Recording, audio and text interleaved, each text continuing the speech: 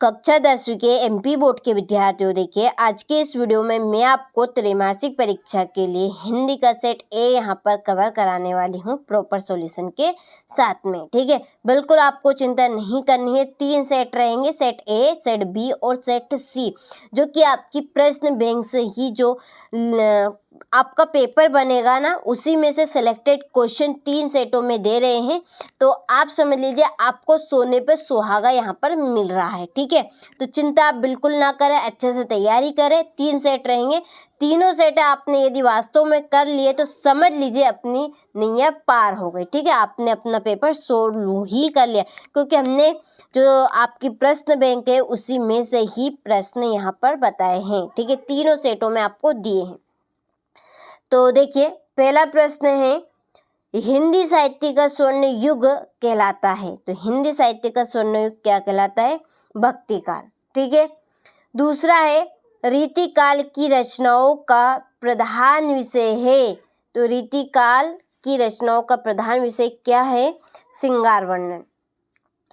तीसरा है, सूर के पद की भाषा है। तो सूर के पद की भाषा है ब्रज भाषा।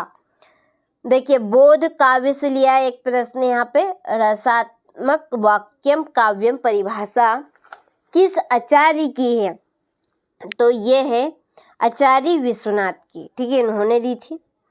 उपन्यास सम्राट है। तो उपन्यास सम्राट कौन है? प्रेमचंद्र है। ठीक है, देहाती दुनिया उपन्यास के लेखक है। देहाती दुनिया उपन्यास के लेखक कौन है? शिव पूजन सहाय है। ठीक है, चलिए इसके बाद में रिक्त स्थानों की पूर्ति कीजिए। पहला है, गोपियों ने मधुर का संबोधन खालिस्तान के लिए दिया। तो किसके लिए? उद्धव। योग संदेश लेकर खालिस्तान मथुरा से ब्रजधाम आए थे। कौन? उद्धव। सूर्य की भक्ति खालिस्तान भाव की है, दास भाव की है। नायक नायिका के सहयोग या वियोग का वर्णन खालिस्तान रस में होता है, श्रृंगार। एक अंक वाली रचना खालिस्तान कहलाती है, एकांकी।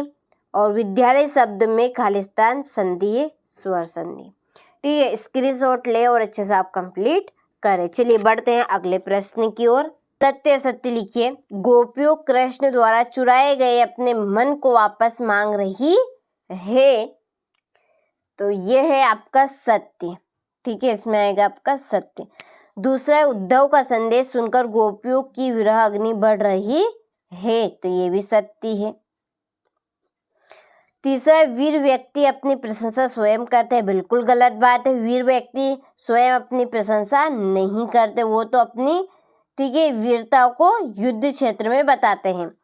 मात्रिक छंद में मात्राओं की गिनती निश्चित रहती है। बिल्कुल सत्य है।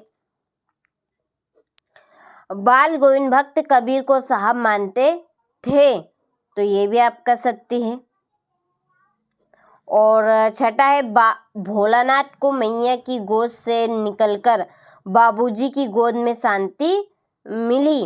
तो ये है आपका असत्य। ठीक है, चलिए स्क्रीनशॉट आप ले लीजिए और अच्छे से कंप्लीट करना है। और देखिए आपने अभी तक हमारी NCERT कोचिंग, ठीक है, ऐप अभी तक आप नहीं जुड़े हैं, NCERT कोचिंग ऐप से आप नहीं जुड़े हैं, तो इसके ऊपर हम आपको बोर्ड एग्जाम की तैयारी भी करवा रहे हैं। साथ ही जो इसकी जो PDF आपकी रहेगी, ठीक है, यदि वास्तव में आप अच्छे नंबर कवर करना चाहते हैं तो PDF से भी आप पढ़ना चाहते हैं तो PDF आपको NCERT कोचिंग ऐप पर मिलेगी।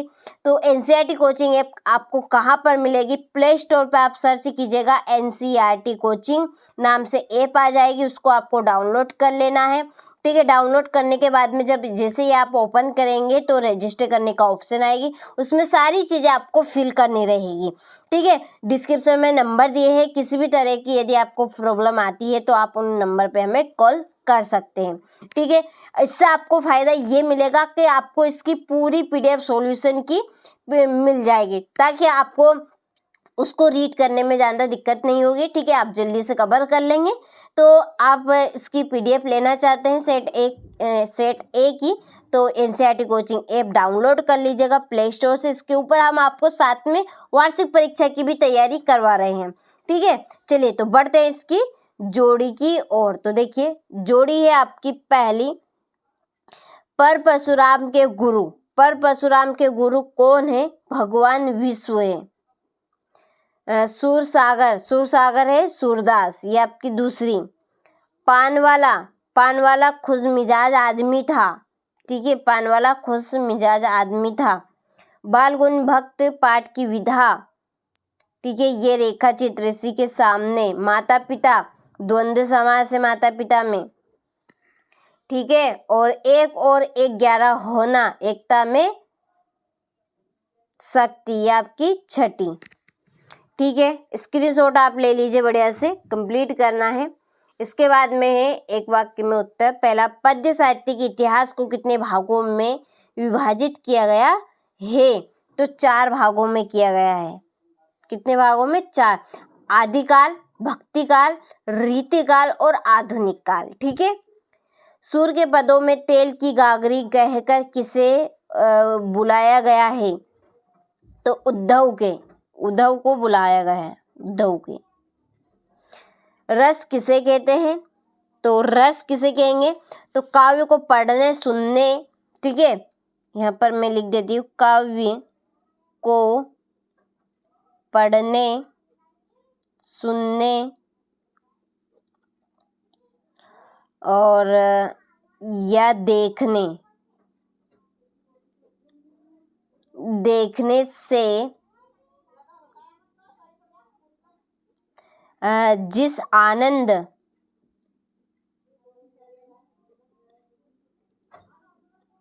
की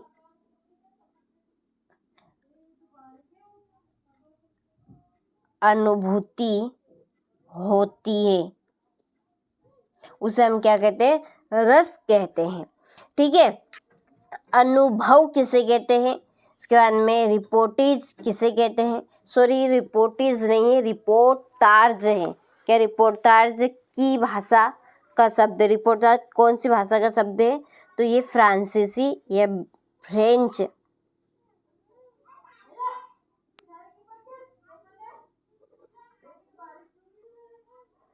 फ्रेंच भाषा का शब्द है। भोलानाथ का असल नाम क्या था?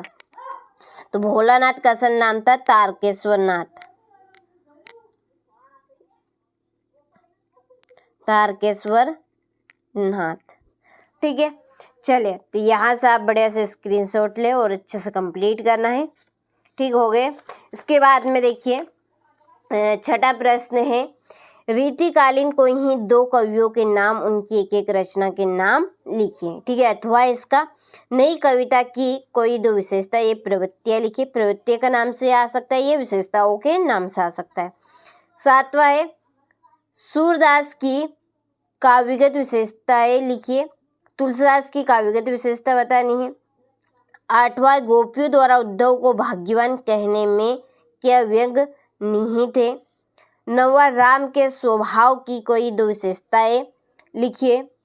10वां, पंडित जगन्नाथ के अनुसार काव्य की परिभाषा लिखते हुए काव्य के भेद आपको बताना है। स्थायी भाव और संचयी भाव में 2 अंतर। हिंदी पद्य साहित्य प्रमुख एवं गौण विधाओं के नाम। स्वयं प्रकाश की साहित्यिक विशेषताएं आपको देनी है। कैप्टन बार बार मूर्ति पर चश्मा क्यों लगा देता होगा? ठीक है, 15वां, बाल गोविंद भक्त की पुत्र वधू उन्हें अकेला क्यों नहीं छोड़ना चाहती थी? ठीक है, चलिए अच्छे से स्क्रीनशॉट लेते चलिए। और ये प्रश्न आपके ऐसे वैसे प्रश्न नहीं है, 100% आने वाले एग्जाम में प्रश्न है, तो कंप्लीट कर लेना है। और जितनी जल्दी हो सके ना उतनी जल्दी और कंप्लीट करना है।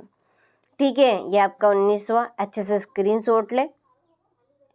20वां, ध्रूपान को रोकने के लिए उसकी हानियां बताते हुए 25 से 50 शब्दों में एक विज्ञापन तैयार आपको करना है। चलिए, ये आपका 21वां प्रश्न है। इसमें है, निम्नलिखित अपठित काव्यांश पढ़कर प्रश्नों के उत्तर आपको देने हैं।